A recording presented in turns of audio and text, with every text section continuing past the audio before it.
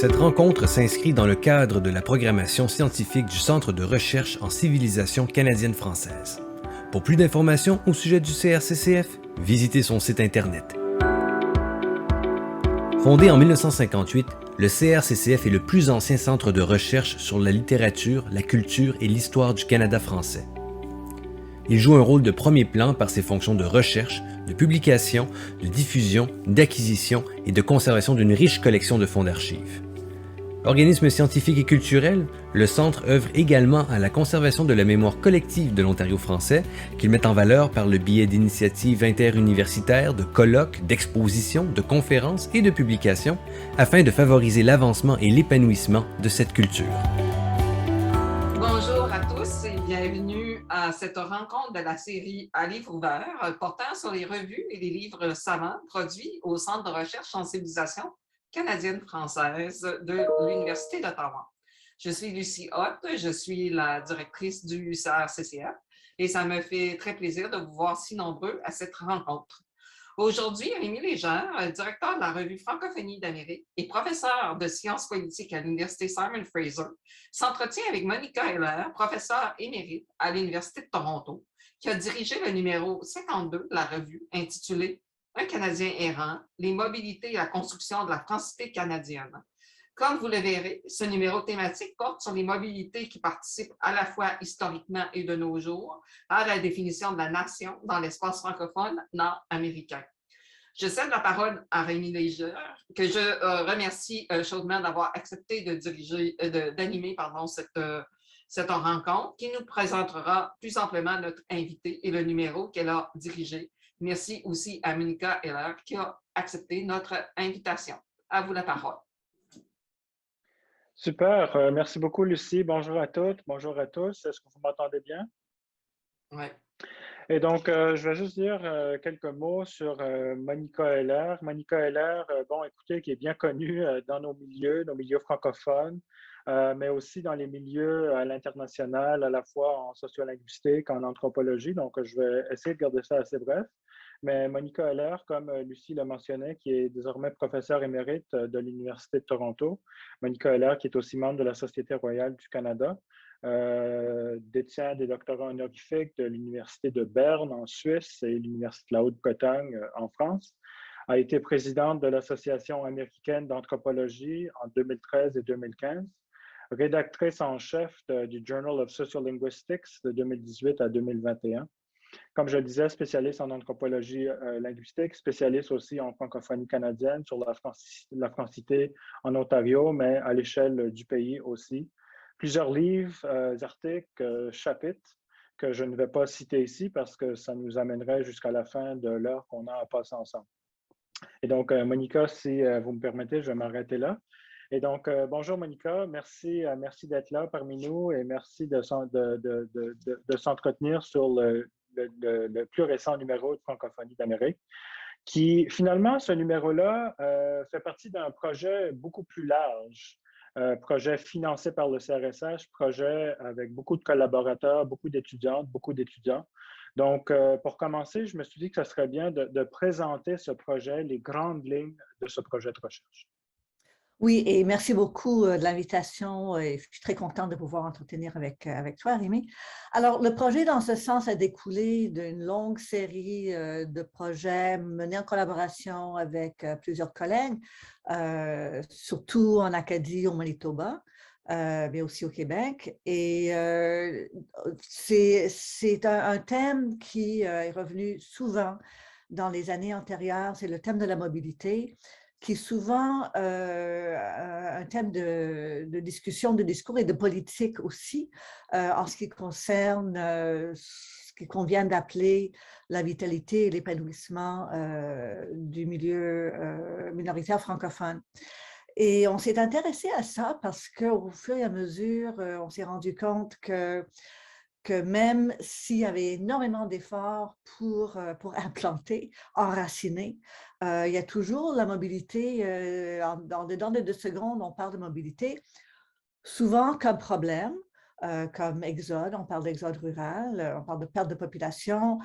Statistique Canada mesure les transferts de population, en partie en lien avec ses efforts de soutenir les milieux minoritaires.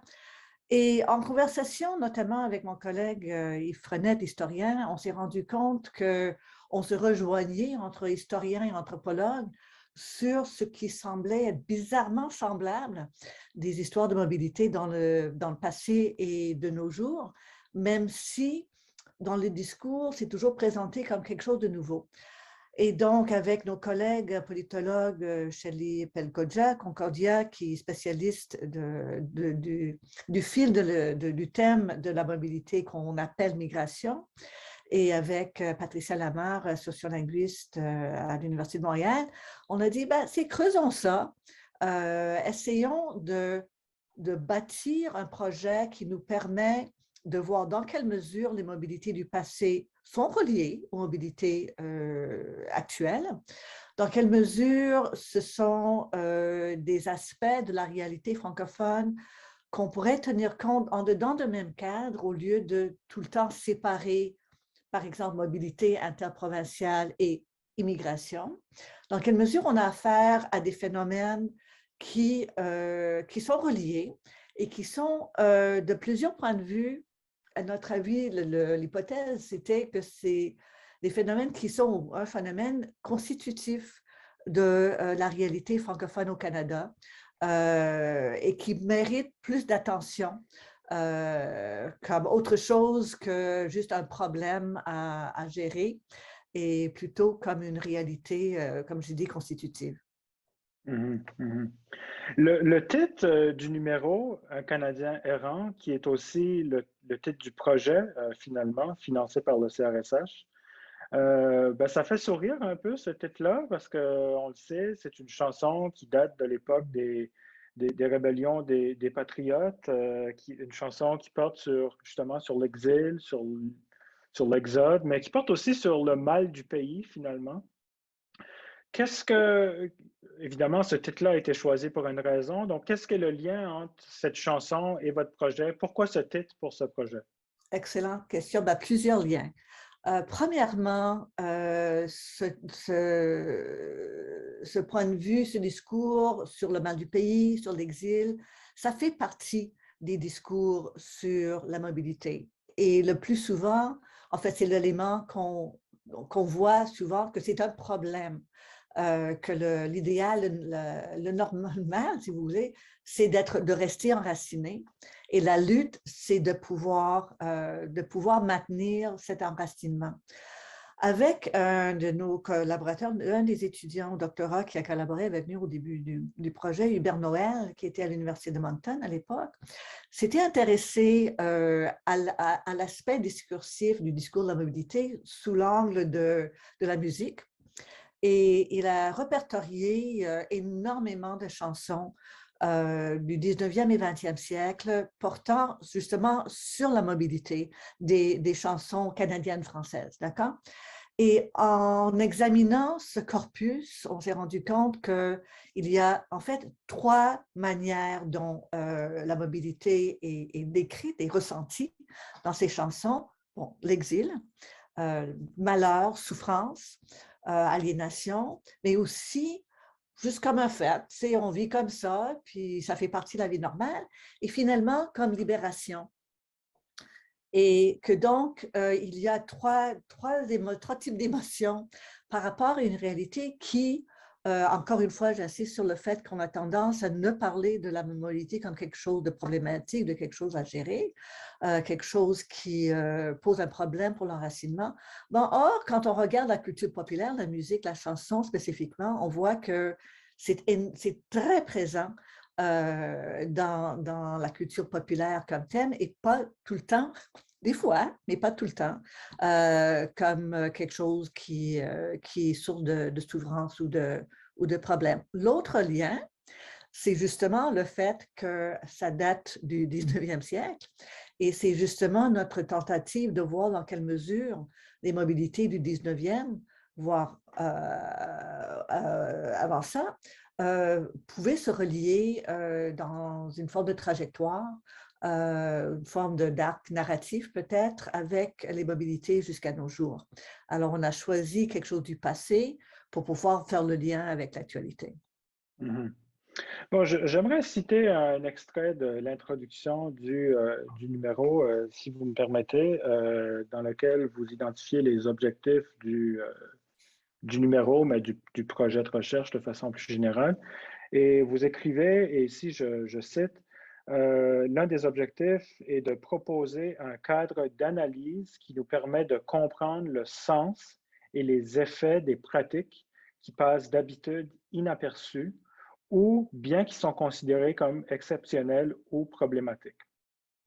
Donc, on comprend là que vous avez une approche d'anthropologue dans le sens que vous visez à découvrir ou même à déterrer des nouvelles informations ou encore des nouvelles perspectives, des choses qui sont passées inaperçues sur lesquelles vous voulez jeter un éclairage. Donc, pouvez-vous nous parler un peu plus de l'approche ou de la méthode ou des méthodologies qui ont été utilisées dans ce projet de recherche et dans les articles qui figurent dans le numéro thématique? Oui, alors bon, d'une part, on a été inspiré par ce qu'on appelle en sciences sociales mobility turn, souvent associé à des noms comme John Urey, Mimi Scheller ou Ulrich Becht, d'un certain point de vue. Et là, vraiment, c'était tout bêtement de dire, prenons le concept de mobilité, les pratiques de mobilité comme le centre de la chose. Au lieu de mettre au centre des questions de vitalité, de reproduction, d'épanouissement de populations enracinées, prenons la mobilité. Qu'est-ce qu'on trouve si on essaie d'aborder la francité canadienne par le biais de la mobilité? Qu'est-ce qu'on trouve? Et notre argument, c'est que ce qu'on trouve, c'est que c'est partout. Et souvent, justement, pas thématisé, pas examiné. Ça fait partie disons, de beaucoup moins de recherches, de publications sur la francité canadienne que des questions de reproduction, vitalité, ou si ça figure, comme j'ai dit déjà 2 ou 3 fois, ça figure comme un problème qu'il faut gérer. Or, on trouve dans le passé comme aujourd'hui, des formes de mobilité sans lesquelles, en fait, les populations qui ont pu s'enraciner, ça n'aurait pas été possible. Donc, par exemple, les mobilités saisonnières qu'on connaît très bien dans le système économique agroforestier, ça nécessite une mobilité saisonnière pour que certaines personnes puissent rester dans le village. Il a fallu que quelqu'un parte pour que d'autres puissent rester. On peut dire la même chose de ce qu'on appelle l'exode vers la Nouvelle-Angleterre, fin 19e, début 20e.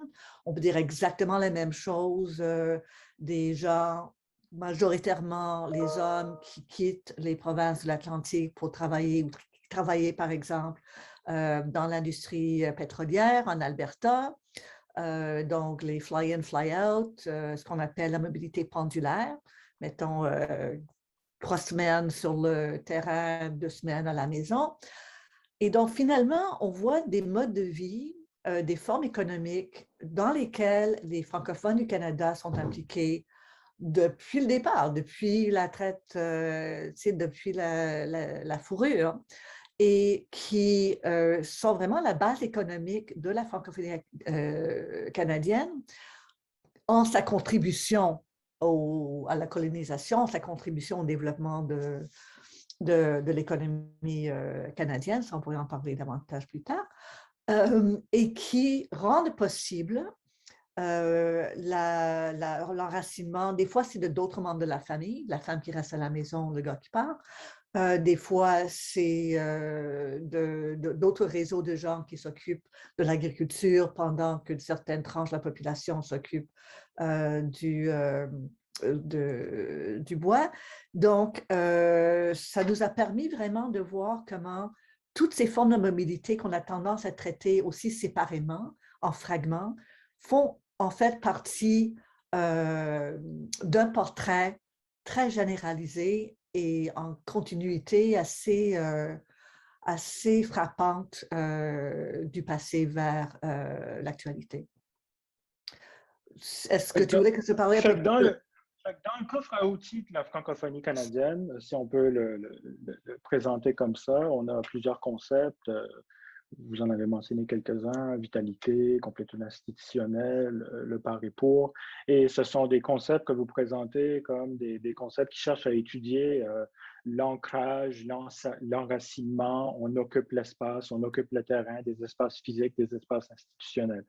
Et l'idée, l'un des objectifs du projet de recherche et du numéro, c'est finalement d'ajouter un nouvel outil au coffre, qui est l'outil de la mobilité. Est-ce qu'on peut le présenter comme ça? Oui, je pense que c'est de dire c'est une relation.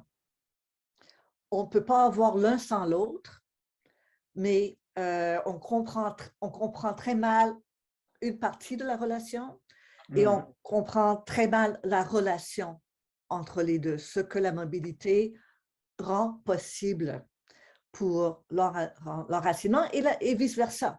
Mais les deux sont en relation et c'est un aspect, à notre avis, de la réalité canadienne-française, franco-canadienne, la francité canadienne, qu'on comprend mal, qu'on aurait avantage à creuser. Ça soulève aussi une question pour nous, à savoir qui, c'est-à-dire, alors là, je cite mon collègue anthropologue à Leuven en Belgique, Noël Salazar, qui dit tout le temps, il faut toujours demander qui peut rester, qui doit rester, qui peut bouger, qui doit bouger. Ça fait partie de la compréhension des différences et des inégalités sociales. Ce n'est pas tout le monde qui peut choisir dans ce sens, ce n'est pas tout le monde qui a le choix libre. Il y a des conditions historiques, politiques, économiques, sociales qui font que c'est souvent genré et de classe et de race. Et ça nous permet de mieux comprendre aussi la diversité dans la francité canadienne et la manière dont cette diversité est reliée à des inégalités face aux possibilités de bouger ou de s'enraciner selon ce qui paraît être intéressant, utile, fructueux pour les individus, les familles, les collectivités en question. Je voulais dire, est-ce que tu permets que je dise un truc sur en fait la méthodologie? Parce que c'est relié aussi à l'histoire de nos disciplines. Hein. L'anthropologie, certainement, je ne parlerai que pour celle-là. La linguistique, la sociolinguistique, c'est pareil. On a hérité d'une approche qui disait on vise une collectivité comme si c'était quelque chose d'homogène, avec des frontières claires. Et ce n'est que plus récemment qu'on a commencé à se dire, ben, peut-être les frontières ne sont pas si claires que ça. Peut-être il y a un processus de construction de frontières qu'on devrait mettre à l'avant et non pas l'homogénéité en dedans des frontières comme telles, qui de toute manière, quand on regarde de proche, n'existe pas. Alors, si on prend ça au sérieux, ça nous oblige aussi à avoir des méthodes qui nous permettent de nous éloigner des méthodes qui visent, par exemple, c'est la vitalité de communauté X, la vitalité de la communauté franco-ténoise, la vitalité de la reproduction de la francophonie de Welland. Et de dire aussi, ben, si on met les mobilités au milieu, ça nous prend des méthodes qui permettent de ne pas nous-mêmes nous limiter à des groupes qui sont finalement construits comme homogènes et stables, mais qui ne le sont pas.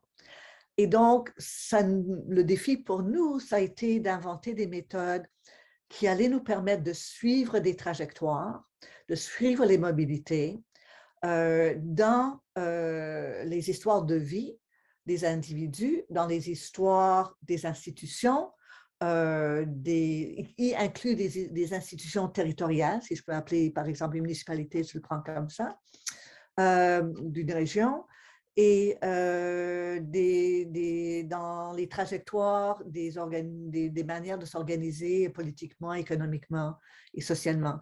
Alors ça a été pour nous un énorme défi. Je ne sais pas si on a relevé, mais méthodologiquement, ça nous a paru très important. Ok, ben, continuons sur cette piste-là pour 2 minutes encore, sur l'interdisciplinarité plus spécifiquement. Vous venez de dire que vous avez dû inventer des nouvelles méthodes ou des tentatives d'inventer des nouvelles méthodes, de piger un peu à gauche et à droite pour développer des nouvelles méthodes. Et le projet comprend ben, plusieurs disciplines, hein, l'anthropologie, l'histoire, la science politique, la sociolinguistique. Fait que de quelle concrètement, comment que ça a marché d'amener tout ce beau monde ensemble, de diverses perspectives disciplinaires, de s'asseoir, j'imagine, autour d'une table et de dire, bon, comment qu'on fait pour mener un projet en commun? L'interdisciplinarité, à la base, ça devrait être ça, hein, d'amener les disciplines ensemble et de dire, OK, comment est-ce que l'on peut combiner les forces de nos différentes disciplines pour avancer? Pouvez-vous nous parler un peu de la démarche du projet? Comment vous avez fait pour combiner des éléments, des méthodes de différentes disciplines? Alors concrètement, on a décidé de choisir des points d'entrée géographiques, des points d'entrée qui nous paraissaient riches parce qu'il y avait des trajectoires de différentes sortes qui traversaient ces espaces-là. Alors, en termes concrets, on a choisi Rimouski et sa région, Saint-Boniface et d'autres parties du Manitoba francophone, la vallée de l'Okanagan en Colombie-Britannique et Montréal et un petit peu Toronto. Ce qui nous a permis de dire, OK, bon, par exemple, je vais prendre le Manitoba. Le Manitoba, il y a des trajectoires de colonisation. Il y a des trajectoires de recrutement, mais en fait, au moins deux vagues. Il y a le recrutement de colons francophones d'Europe et du Québec, surtout au Manitoba, fin 19e siècle. Il y a une vague actuelle de recrutement de ce qu'on appelle immigrés.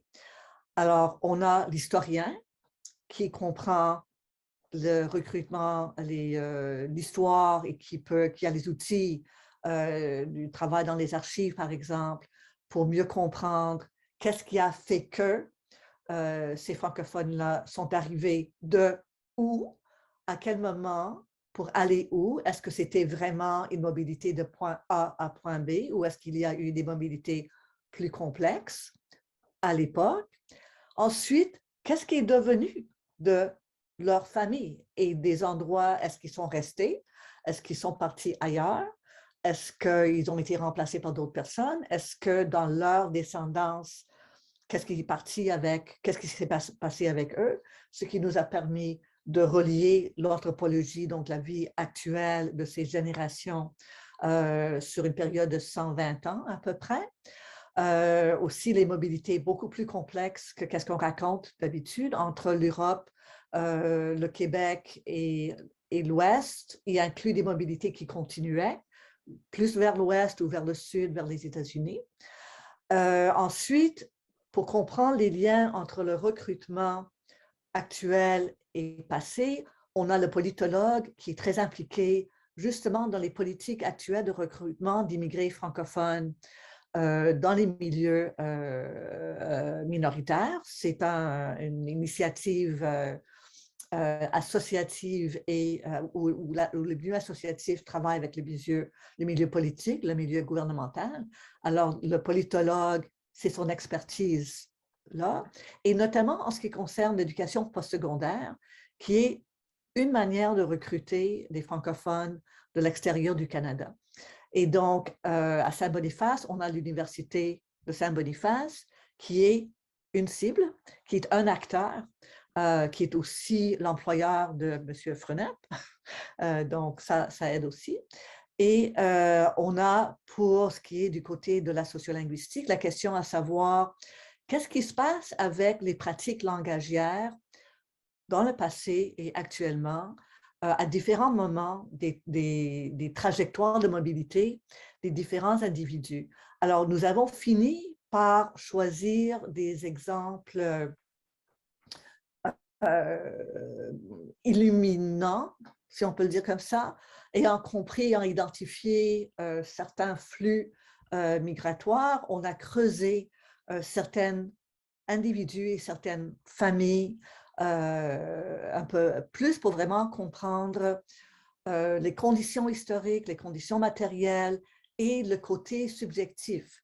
Qu'est-ce qui fait que on mène cette vie-là? C'est quoi le sens de cette mobilité-là pour ces gens-là?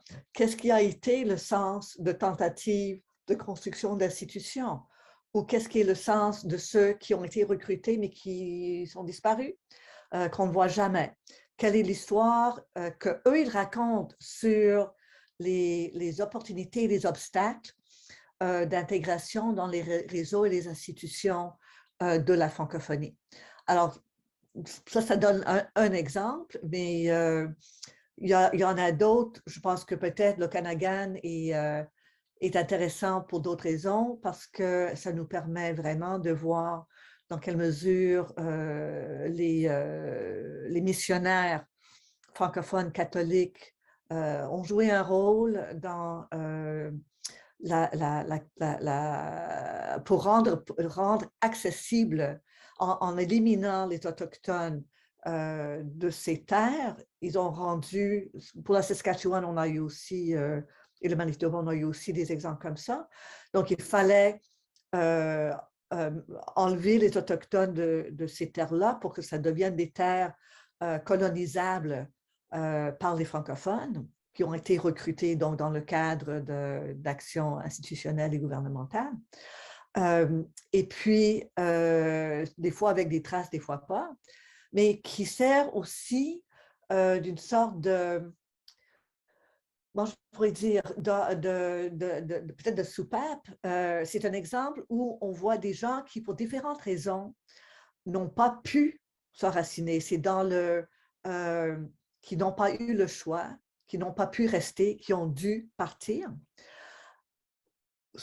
dans un profil, et ça, c'est une région où ils vont, et ça nous permet de comprendre pourquoi là, qu'est-ce qui fait que ça devienne un endroit où on peut aller quand on n'a pas d'autre endroit pour aller et qu'on ne peut pas retourner, avec un autre profil qui est de plus en plus actuel, c'est des formes de peut-être qu'on peut, je prends le terme de Célia Forget à l'Université de Laval, de style de vie nomade, où l'idée, c'est justement de relier loisirs, aventure et travail en refusant, en choisissant ce que les gens eux-mêmes appellent souvent une citoyenneté mondiale, une citoyenneté globale, dans un refus justement des formes de citoyenneté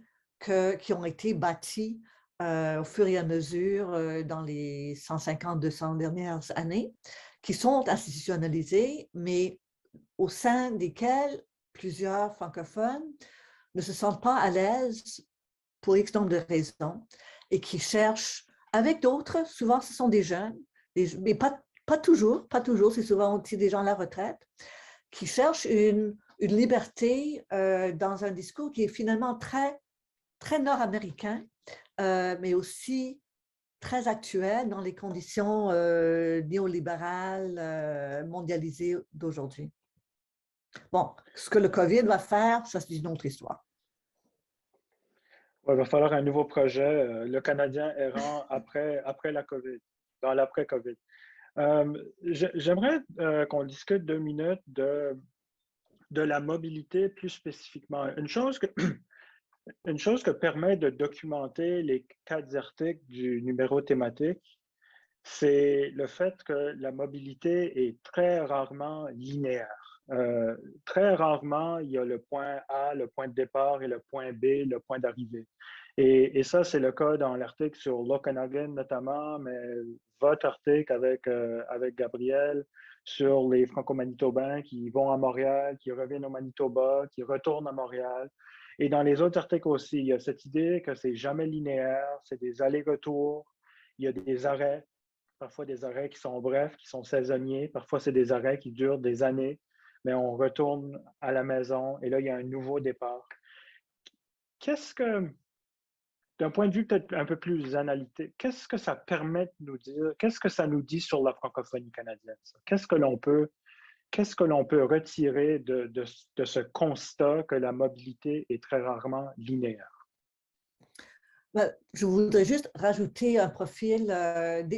Pour certaines personnes, il n'y a pas de maison, d'accord? La mobilité continue, puis ça continue, puis ça continue, puis ça continue. Donc, le rapport à un espace que les gens considéraient comme leur point d'ancrage principal, il y en a qui en ont, il y en a qui n'en ont pas. Et c'est pour ça qu'on a préféré utiliser le concept de point d'ancrage, parce que ça peut être multiple aussi. Et on voulait quand même souligner ça. Le fait que ce ne soit pas linéaire, pour moi, bon, ce qui est ressorti pour moi, je pense que mes collègues peut-être ont identifié d'autres termes, c'est qu'on doit être très conscient de l'importance de la catégorie, appelons cette catégorie, je ne sais pas, français-canadien, canadien francophone, franco-canadien, whatever. Je suis toujours un peu mal à l'aise avec ces appellations parce que justement, ça fige d'une manière que je n'ai pas envie de figer et ça suppose qu'une certaine idée de la nation est naturelle, ce qui n'est pas mon point de vue, mais que cette catégorie-là est une catégorie sociale imbriquée dans un système économique et politique très spécifique qui est l'histoire de l'espace qu'on appelle le Canada dans l'histoire mondiale de l'impérialisme et du colonialisme en lien avec l'État-nation. Et que ces mobilités, finalement, ont quasiment toujours à leur racine des questions économiques. Comment est-ce qu'on mange? Comment est-ce qu'on s'héberge? Comment est-ce qu'on gagne sa vie? Et cette catégorie-là, à mon avis, ça c'est mon analyse, a été développée suite à la conquête britannique pour pouvoir mobiliser justement certaines personnes comme travailleurs dans l'économie de l'extraction, qui a été l'économie de base de la colonie canadienne. En étiquetant cette catégorie d'une manière ethno-linguistique, culturelle, ça permettait en même temps d'effacer ce qui se passait vraiment, ce qui était une forme de construction d'inégalité économique. Quand on dit que les francophones sont le fun, là, mais ils n'ont pas la tête aux affaires, c'est culturel, ce n'est pas de leur faute, ça rend légitime leur exploitation dans une certaine hiérarchie de position dans une économie foncièrement coloniale d'extraction de matières primaires. On a une transformation de ça, à mon avis, super intéressante, dans la mesure où cette culturalisation de la catégorie, ce que moi j'appelle une catégorie d'ethnoclasse, a en même temps rendu disponible la culture comme bien commercialisable. C'est le cas depuis les années 90, je dirais, que la culture francophone est une manière de gagner sa vie. C'est de la matière d'exportation aussi. C'est une matière d'importation de touristes, de consommateurs. Donc, c'est intéressant de voir l'évolution de cette culturalisation. Mais il faut expliquer comment ça se fait qu'une culture qui était stigmatisée et utilisée comme excuse pour mobiliser des travailleurs est devenue maintenant quelque chose avec une valeur d'échange. Mais ça c'était un projet antérieur, d'ailleurs. Oui, j'allais justement dire, on voit là des liens entre le nouveau projet sur la mobilité et vos travaux des 10 ou 15 dernières années sur la nouvelle économie mondialisée, puis aussi sur la francophonie comme bien sur ce marché mondialisé. Peut-être, je peux vous poser une dernière question, puis ensuite, Lucie, on peut ouvrir on peut ouvrir la salle s'il y a des gens dans la salle qui ont des questions pour Monica. Ma dernière question, c'est à savoir si vous avez atteint votre objectif, notamment l'objectif de penser la francophonie autrement, parce que c'est comme ça que vous présentez le projet sur la mobilité, c'est comme ça que vous présentez le nouveau numéro aussi. L'un des objectifs, c'est de comprendre finalement autrement la francophonie canadienne. Pensez-vous que vous avez réussi? Jusqu'à quel point avez-vous réussi à satisfaire à cet objectif-là? Bon, pour moi, les projets sont toujours des étapes, hein. Et depuis le début de ma carrière, j'ai toujours un peu suivi mon nez pour voir où ça menait. Et donc, justement, les projets antérieurs ont mené à ce projet qui va terminer officiellement en mars de cette année-ci. Et dans la mesure où, si j'étais pour écrire une autre demande de subvention, ce qui n'est pas le cas, je sais exactement qu'est-ce que je ferais. Donc, je t'ai parlé tantôt de la question des relations entre l'enracinement et la mobilité. Je pense qu'il y a énormément de choses à creuser là. Ce sera fait, j'espère, par quelqu'un d'autre, pas par moi. Donc, ça a ouvert des pistes qu'on n'avait pas vues tellement clairement au début du projet. Ça m'a permis de voir les choses. Bon, je dirais que ça a confirmé certaines hypothèses. Vraiment, au début, par exemple, bon, on s'est dit, ce serait intéressant si ça se ressemblait dans le passé, puis maintenant, hein? OK, on s'est vraiment convaincu que oui, on n'a plus besoin de se poser la question. Bon, après, ça ouvre ça ouvre des questions plus larges sur le pourquoi, mais je pense qu'on a réussi un peu à répondre à ça. Bon, pour le reste, c'est vraiment au lectorat, je pense. Je vais saisir l'occasion ici juste pour dire que j'ai énormément apprécié ton travail comme rédacteur de la revue parce que vraiment, tu nous as poussés, hein.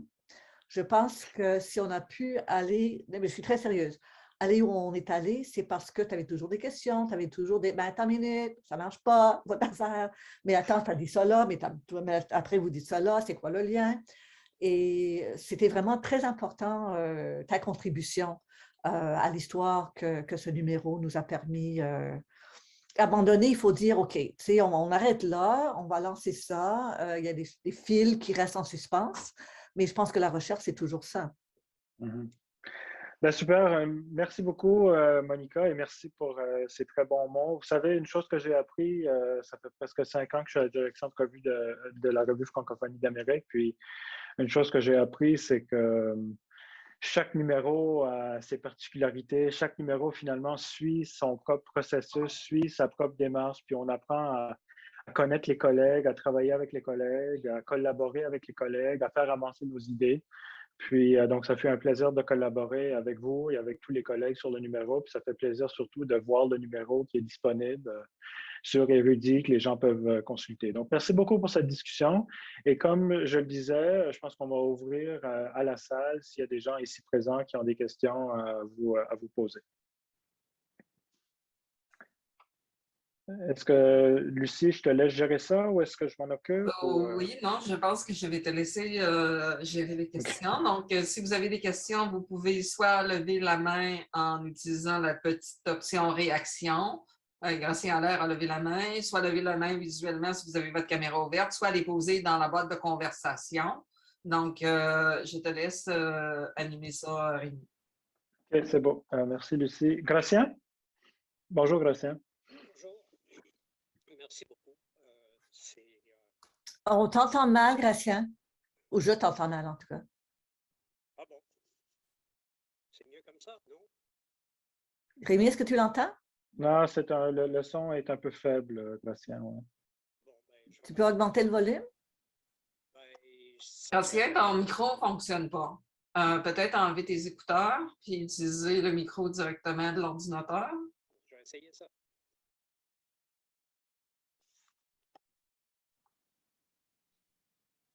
maintenant. Ça va? C'est un peu mieux, c'est un peu mieux. Mais si vous pouvez crier dans le micro, Gracien, je pense qu'on va tous vous entendre. En fait, j'ai deux choses. Premièrement, je trouve que ça ouvre des portes de façon assez considérable sur une façon, encore une fois, une façon tout à fait différente de voir la francophonie, et j'ai beaucoup apprécié. Ma question porte sur ce que moi j'ai appelé il y a déjà très très longtemps le rapport à l'autre. Dans la migration, il y a bien sûr, pour s'installer ou ne pas s'installer, pour continuer ou ne pas continuer, il y a un élément qui est en fait le rapport à l'autre. Est-ce que l'autre, qu'il soit métis, amérindien, ukrainien ou anglo la plupart du temps dans les migrations francophones, ce rapport-là, il est important dans le sens que, ce que je disais dernièrement, la reconnaissance de l'autre est aussi une bonne partie de notre propre reconnaissance. Donc, est-ce que dans le projet, la question du rapport à l'autre a été soulevée? Merci. Oui, oui, absolument. Je dirais peut-être d'abord que pour nous, conceptuellement, on pense en termes de catégories sociales avec des frontières. Et ces frontières, la question, c'est qui garde ces frontières, qui sont les patrouilles de frontières, qui est intéressé à ce que les frontières demeurent des frontières, qui est intéressé à les traverser dans une direction ou une autre, et qui est intéressé à les détruire. Et donc, on a essayé de regarder ces phénomènes un peu ensemble comme ça. Et je dirais que, bon, dans la mesure où des catégories ethnoculturelles avec lesquelles on travaille depuis extrêmement longtemps ont une réalité sociale, elles continuent à avoir une réalité sociale pour beaucoup de gens. Ceci dit, on voit différents cas de figure. On a des gens, comme j'ai dit, qui les refusent, qui cherchent à être, leur terme est vraiment citoyen du monde, et qui refusent le concept de l'autre et qui cherchent un univers de nous. Alors, il y a ce cas de figure qui existe parmi des gens qui ont grandi dans des réseaux, dans des institutions qui s'affichent comme étant des réseaux de la francophonie et qui font ça par le biais de toutes sortes de pratiques langagières. On en a d'autres cas de figure où le rapport à l'indigénéité est important, mais complexe. Et on n'a pas vraiment beaucoup creusé ça, mais on voit par exemple notamment pour ce qui est du Manitoba l'importance de la catégorie métisse et les tensions en ce qui concerne les catégories langagières, que ce soit langues autochtones, anglais ou français ou michif, et les catégories ethno-culturelles, ethno-linguistiques, ethno-raciales. Et c'est là où, pour nous, vraiment, ce qui était important, c'est d'essayer d'identifier les points de tension et d'essayer de les comprendre, d'essayer de comprendre pourquoi est-ce que ces tensions existent et qui se trouve sur quel bord des débats, pourquoi et avec quelles conséquences, notamment pour, en l'occurrence, c'est le milieu associatif, mais c'est aussi l'accès aux ressources du gouvernement. Et puis, un de nos articles, on a plusieurs exemples. Le cas des Franco-Manitobains qui cherchent à s'intégrer au Québec. On a un article là-dessus où la tentative de retourner à un berceau imaginé et trouver qu'on n'est pas considéré comme étant des authentiques, des vrais. Le problème de comment devenir québécois. Et là, je pense que une chose qui nous a frappé, c'est dans quelle mesure les jeunes franco-manitobains, pour la plupart de race blanche, très souvent avec disons, je dirais une culture catholique, même si pas pratiquante, et l'expérience des gens immigrés, recrutés par le Canada, par le Québec, pour venir s'installer au Québec, ont eu exactement les mêmes problèmes pour être considérés des Québécois légitimes. Ils ont rencontré les mêmes obstacles. Donc, des gens qui ont voulu faire partie d'un nous québécois et qui se sont fait construire contre leur gré constamment comme un autre. Un autre intéressant, un autre exotique, un autre le fun, mais un autre. Et donc, on s'est dit, si on a exactement les mêmes expériences pour les franco-manitobains et pour les immigrés, il y a quelque chose là qu'il faut creuser. Au point de départ, un des éléments que j'avais au point de départ, c'est la réception des Québécois en Alberta dans les années 70. C'était des gens qui étaient considérés comme pas seulement autres, mais autres à ne pas fréquenter. Voilà, et donc ça soulève, ce que ça nous ouvre, la porte que ça ouvre pour moi, c'est de dire, OK, pourquoi cette frontière-là? Qu'est-ce qu'on essaie de protéger avec cette frontière? Pourquoi on ne veut pas partager? Pourquoi est-ce qu'eux doivent devenir des autres? Et les frontières sont multiples et vont dans plusieurs sens. Les mêmes gens peuvent être considérés comme des autres à ne pas fréquenter ici ou ailleurs, exactement des gens qu'on veut devenir. Donc, c'est plus compliqué que la nature même des gens, ou leur pratique culturelle, ou leur accent. Ou l'anthropologue norvégien disait il y a très longtemps que ce n'est pas une question d'un checklist de caractéristiques des membres du groupe. La question est vraiment le processus de la frontière. Est-ce qu'il y a d'autres questions, commentaires, réactions pour Monica?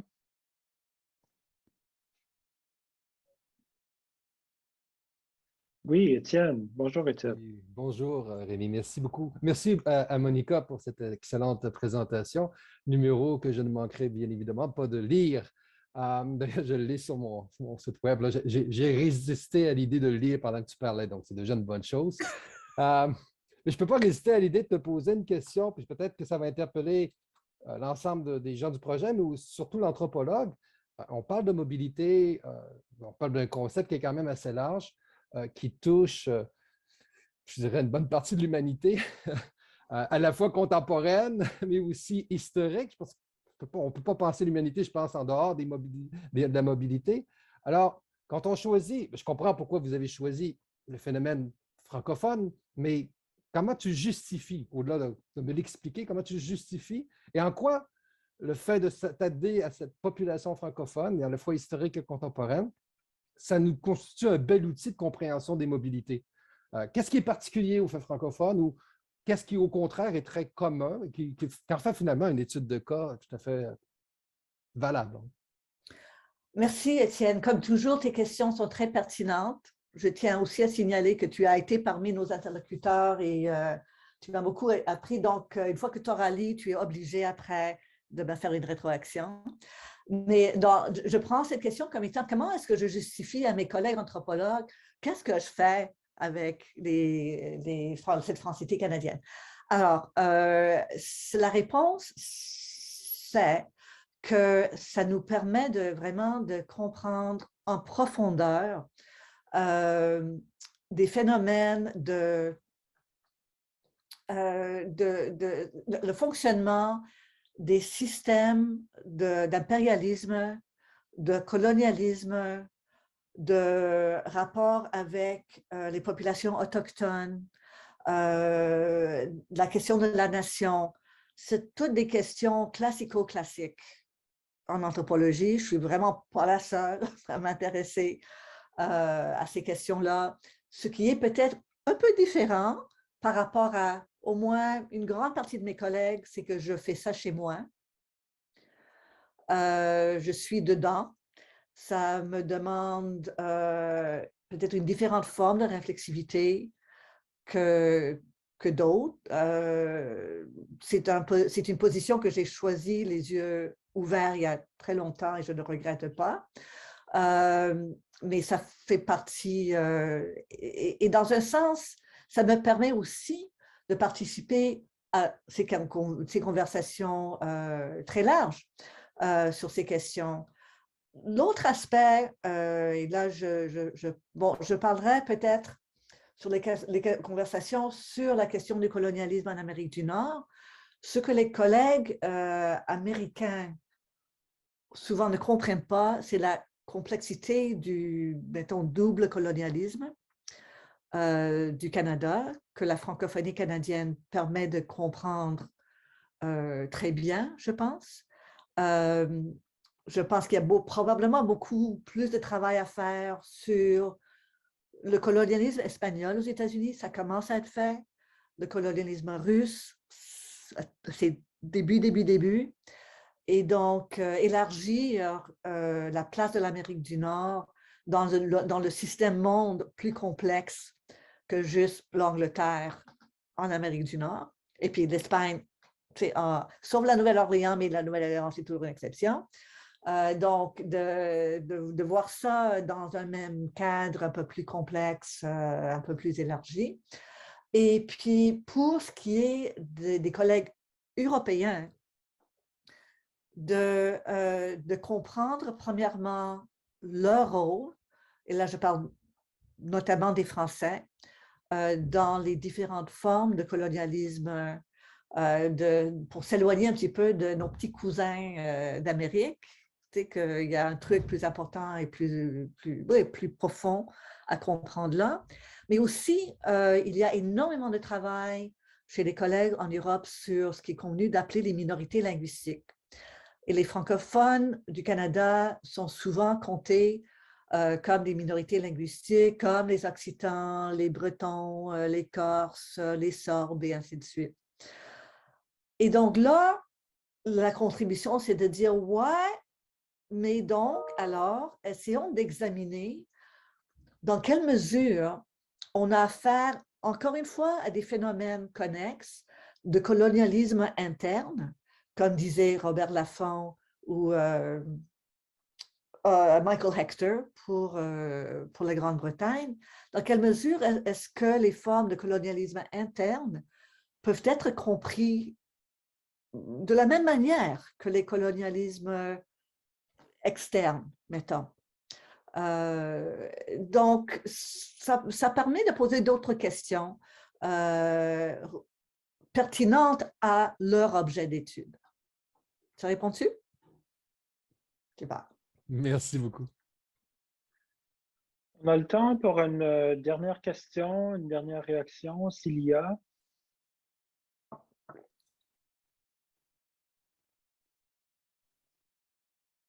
Je ne vois rien dans la boîte de conversation. Ah oui, Olivier a la main levée. Vas-y, Olivier.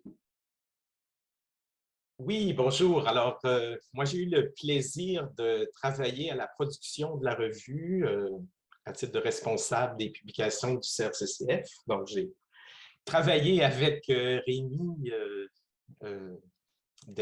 presque dès le départ. Et il y a un aspect de la revue qui nous a un peu surpris, Rémi et moi, c'était l'inclusion de portraits personnels, de parcours. Au départ, on était surpris parce que ce n'est pas l'habitude dans une revue savante de les mettre, mais vous avez, Mme Heller, insisté en nous disant que pour vous, c'était très important. On les a regroupés à la fin du numéro en fournissant aussi des hyperliens vers des capsules vidéo, vers une carte interactive. Alors peut-être, j'aimerais vous entendre sur pourquoi, quelle est l'importance de ces sources un peu différentes, qu'est-ce que ça apporte à votre numéro et peut-être de façon plus large, est-ce que vous trouvez que les revues savantes en général devraient être plus ouvertes à des sources multimédia? Merci beaucoup. Je m'excuse officiellement des problèmes techniques que j'ai posés et je vous remercie infiniment de votre patience et de votre dévouement. Mais la réponse, c'est oui. Alors justement, un des défis qu'on s'est donné avec ce projet, c'est d'essayer de voir comment est-ce qu'on peut jouer avec la représentation des mobilités et des trajectoires. On a inventé, apparemment, on pensait peut-être, Étienne et d'autres géographes, ça c'est clair, on aurait dû avoir un géographe dans la gang. Ça, c'est un truc que je regrette énormément. Mais on a voulu rendre visibles les complexités, les non-linéarités des mobilités mentionnées par Rémi visuellement. Donc, on a fait ça avec des cartes interactives d'individus pour essayer de comprendre, alors dans la vie d'une personne en 1887 ou en 2017, qu'est-ce qui explique ces trajectoires, qu'est-ce qui explique ces points d'ancrage, qu'est-ce qui explique ces non-linéarités, que ce soit des allers-retours, que ce soit des points A à point B, à point C, à point D, à point B, à point A, à point X. Et on s'est dit qu'au lieu d'essayer uniquement de raconter ça dans l'abstrait, c'est plus facile à comprendre, surtout qu'on en parle très rarement. Si on voit ça visuellement, si on voit ça dans l'histoire de vie d'une personne. On avait commencé avec l'idée juste de faire la carte interactive où on peut suivre, on a fini par, on aurait aimé en faire plus, mais ça s'est donné super compliqué techniquement. Donc, il a fallu qu'on se limite à en bas d'une vingtaine à peu près. Mais ça devient très fragmenté, l'histoire. Et donc, on s'est dit, si on prenait ces histoires et on faisait des profils en même temps, ce serait possible pour le lecteur soit de suivre quelqu'un puis ensuite lire son histoire de vie, soit de lire l'histoire de vie et puis ensuite suivre la personne dans l'espace. Et donc, les deux sont des éléments, on s'est dit, importants pour la compréhension du vécu et des aspects vraiment concrets des conditions historiques qui finalement expliquent ce que nous avons trouvé. Très généralement, je viens de terminer un mandat de 4 ans comme rédactrice en chef d'une autre revue.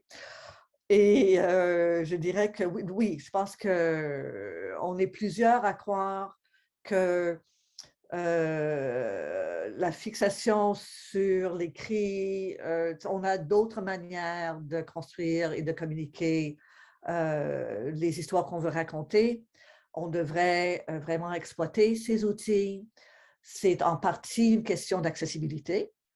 C'est en partie juste une question de pouvoir comprendre les choses d'une autre manière. La visualité, c'est une manière, avec le site web, l'autre chose qu'on a fait, c'est qu'on a fait un playlist de chansons, on a fait une sélection, j'en ai parlé au début, de types de chansons qui traitent de la mobilité comme exil, comme style de vie ou comme libération. Donc, on s'est dit, utilisons tous nos sens pour comprendre ces phénomènes.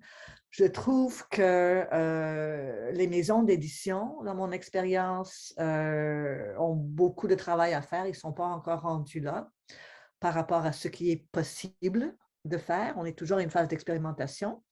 Mais je pense enfin, le lectorat va nous dire s'il trouve ça juste ridicule, puis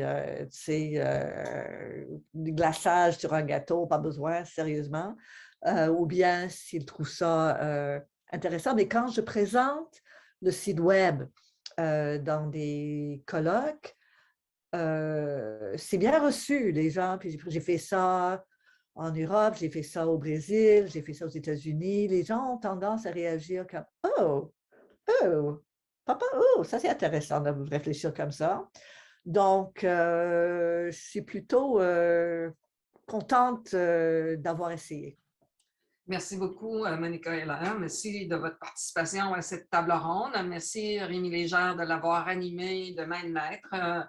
Merci à toute l'équipe des publications du CACCF, Olivier Lagueux et Raphaël Pelletier, qui ont mené à terme ce numéro de Francophonie d'Amérique. Merci à vous tous d'avoir été là. Je vous en recommande fortement la lecture. Il est disponible via la plateforme Érudit.